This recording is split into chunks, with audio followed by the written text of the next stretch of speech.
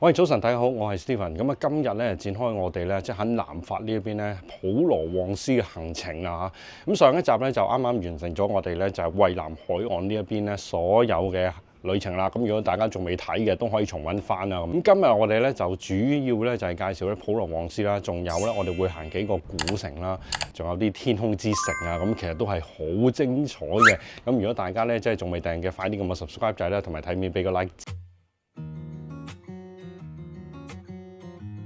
我哋咧就經過幾個鐘嘅車程咧，終於揸到嚟咧，我哋普羅旺斯嘅第一站啊，呢個古城之旅嘅第一站。呢邊咧就叫 Vancouver， 咁啊一般咧都叫一個泉水嘅小鎮，同埋咧佢出名咧就係咧有一個好清澈嘅泉水，亦都可以喺呢度行咧就揾個嗰個泉水嘅源頭啊。好似日本嗰啲100大名水咁樣啦，咁所以我哋就會停一停呢個小鎮啦。咁呢個小鎮咧，揸車嚟係最方便啦。咁佢呢度咧喺直頭咧喺條河邊咧嗰度咧已經有一個咧係停車場，幾大嘅停車場。泊個車沿路咧就可以行翻去個小鎮裏邊啦，同埋咧可以揾一揾個泉源咁樣嘅。好啦，我哋咧一入到嚟咧，第一個景點咧就係見到我身後邊呢一條河啦。啱啱咧太陽打落去嗰陣時咧，係無比嘅綠色，好似熒光咁啊！同埋個水個清澈度好高，好似翡翠咁碧綠色嘅喎，呢啲好誇張喎！睇唔睇到啊？真係綠色嘅喎啲水，碧綠色嘅，因為個水底有啲海草啊咁樣，所以影射翻出嚟就咁嘅色啦。哇！好似海底嗰啲裏邊嗰啲海草咁啊！好大抽，一有太陽，大家睇到啊！而家睇唔睇到啊？上去咧有少少似可能瑞士嗰啲小鎮，喺山上邊咧流啲雪山水落嚟一樣。其實呢度咧就佢講咗好多普羅旺斯嘅小鎮啦，譬如我哋而家身處就係呢一度啦。咁另外就較為出名就係呢個啦 Gourdes。係啦，我哋啱會嚟嘅呢一個天空之城，仲有咧就係呢一個啦，紅土城啊。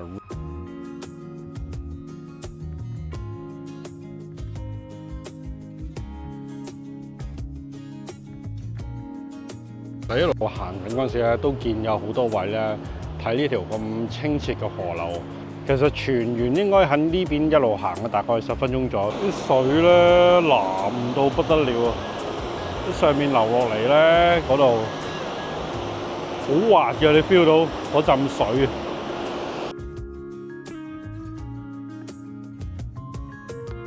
呢啲咧冇辦法啦，我唔知大家喺鏡頭前面睇唔睇到，但係我就真人企喺度咧，個感覺係好寧靜、好平和。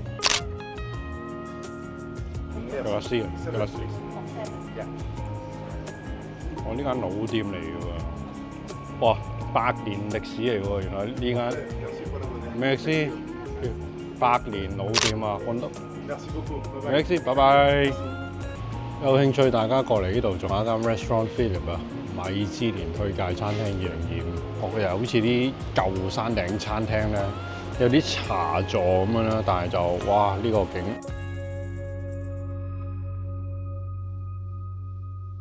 即係一路行嘅感覺咧，即係地方細細咁一個城啦，但係佢個風景係會令你少少震驚，同埋即係覺得哇，走入好似一個世外桃源咁，聽住啲河嘅聲啊，同埋啲水咁滑咁清啦，又啲顏色嘅轉變啊咁樣。佢呢一個咧，即係好似真係拍得住日本嗰啲好靚嘅泉水嗰種啦。大家明我講乜啦？我哋咧就到咗我哋嘅終點。就係個泉源嗰個位啊！咁個閘咧就唔係成日開嘅，今日好明顯就閂咗。咁應該個泉源咧喺個閘嘅後邊嚟嘅。我哋咧就落翻去啦。咁我哋跟住我哋就會去普羅旺斯，其餘2個小鎮，一個咧就係天空之城，另外一個咧就係紅土城。咁其實佢哋呢3個點咧都係好近嘅。咁所以咧我哋一次過去晒，我哋都要快少少啦。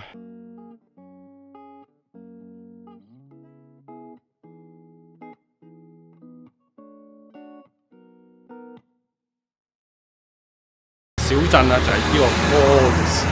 咁呢一度咧，其實頭先有一個 view point 咧，係影相咧係必定要嚟嘅。咁嗰個位咧就一定要自駕遊啦，因為嗰個位咧就係揸上嚟嗰陣時，你無端會見到一個位咧係影晒呢一個可以係石頭小鎮，亦俾人稱之為呢個天空之城嘅Canon 相機咧，即係影做廣告嘅一個打卡位嚟。好多人咧都會喺嗰度咧揸車上嚟嗰陣時，喺嗰個位咧停一停、影一影，真係好靚嗰個位。咁呢個石頭小鎮都係一個古城咧，即係法國嘅一個古城小鎮嚟嘅。咁入到嚟咧，真係即係大部分啲建築物咧，你見佢係用石頭堆砌而成嘅，定係嗰啲建築物。眼前嘅就係呢一座城堡嘅地標位，咁同埋我都會入城睇一睇啦。咁其實而家裏邊咧小鎮咧都會有酒店啦，有餐廳啊咁樣。你睇下呢個地下咧，以前嗰啲 building 啦，全部都係由石去砌出嚟嘅。咁同埋呢啲城咧都比較難行嘅，我見咧都係啲路仔啊，多樓梯啊，上落車都會比較多啲咯。小鎮裏邊咧，好似尋寶啊，因為佢啲街咧又窄啦，你係睇唔到嘅，你行到邊度都好似冇乜路牌同埋認唔到路嘅。同埋咧轉個彎咧有啲譬如啲小店啊賣咩啊，咁你又要慢慢睇下咁樣。同埋入到嚟呢度咧，即係你可以睇到啲比較舊啲嘅建築啊，呢度行到真係冇咁多修飾，冇咁多人工，即係未被人工化咯。我見佢呢邊嗰啲建築啊咁樣，其實幾有味道嘅呢啲。頭先喺大街嗰邊咧都有啲遊客噶嘛，但係我只要轉咗幾個彎咧，即刻冇晒人。你睇下我呢度咁靚，好寧靜，好少可唔寧靜。可以講個法國南部嘅小鎮咧，已經係超過1000年嘅歷史啊！之前咧係一個作為一個軍事用途嘅一個小鎮啦，同埋俾一啲居民咧去逃避戰火，咁所以咧佢喺山上邊啦。咁後尾咧就不斷有人重建啦，同埋喺文藝復興嘅時間咧，亦都有好多嘅藝術家喺度咧，再令到呢度小鎮咧，即係再越整越靚。咁所以而家咧，佢呢個小鎮咧都被譽為咧，即係法國其中一個最靚嘅村莊同埋小鎮嚟。嗱，行翻上嚟啦，呢大街嗰啲咧就開始見翻一啲 shop 啊，賣 souvenir 嘅地方。下邊咧就比較荒廢啲嘅呢度。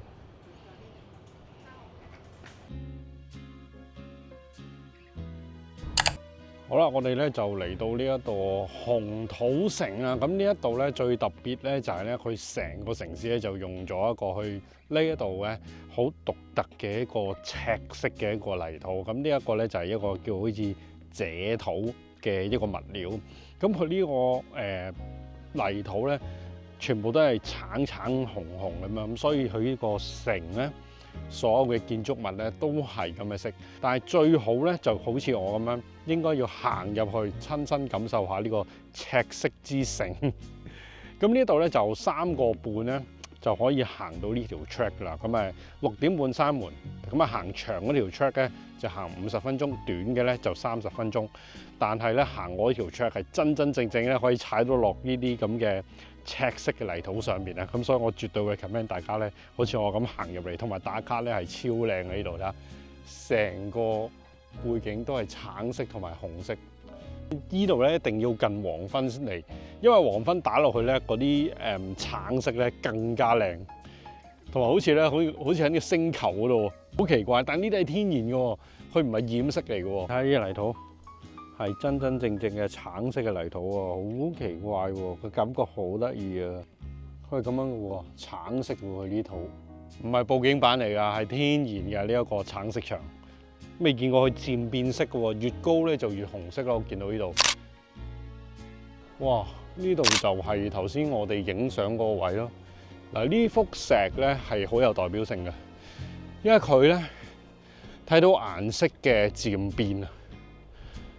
佢由紅色啦、橙色啦、黃色啊，係咁樣轉嘅。咁你可以睇得到咧，佢嘅沉積物啦，同埋佢個土壤嘅顏色嘅變化喺度。